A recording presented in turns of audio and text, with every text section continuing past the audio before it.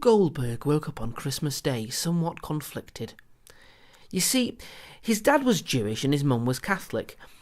Now this creates somewhat of a dilemma. This is because it is widely believed that Jews killed Jesus and everyone tries to kill the Jews. Stuck in the middle of this death sandwich, especially on Christmas Day, can cause some friction around the dinner table. To make matters worse, on this year, Christmas coincided with Hanukkah. In reality, Luke found this time of year amazing.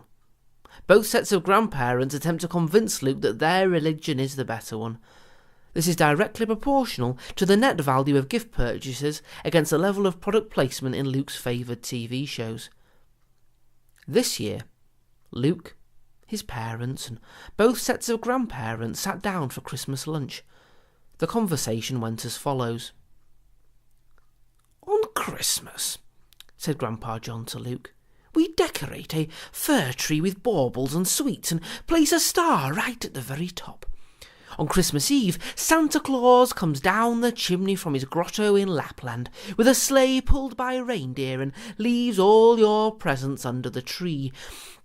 Then on Christmas Day we all sit down for a nice family meal of turkey, stuffing, roast potatoes, cranberry sauce and Christmas pudding. This is all to celebrate the birth of Jesus who died for all our sins." "They," said Grandpa Jaime with a bit of a bite. "Why, what?" replied Grandpa John, snarling. No, stop it, boys," chirped in Grandma Mary. "No, Mary, let him say his piece," said Grandpa John. "Thank you. Why do you do any of this? The Christmas tree, the star, the turkey and cranberry sauce, it means nothing.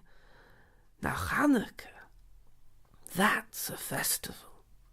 You see, Luke, Antiochus, the Syrian king, was a bad man and did not like the Jews very much. He told us that we could not practice or believe that which we had done for thousands of years.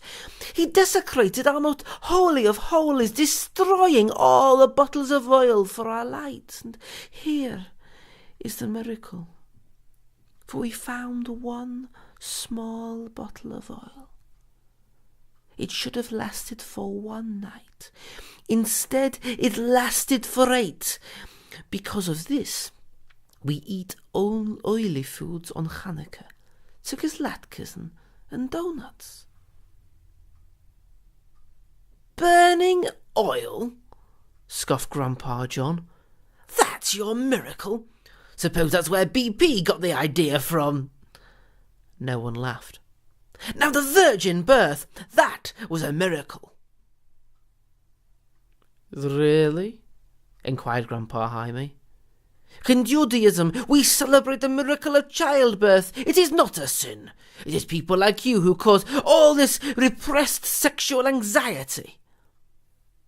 Grandpa John replied, "And it's people like you who... He thought for a second and bit his tongue. "It's people like you who believe in charging the rest of us for therapy that doesn't exist. With you people, it's all about At just that second, Luke's mum walked in. She knew what was happening and so quickly interjected. "Right, folks, the meal's ready. Let's all sit down."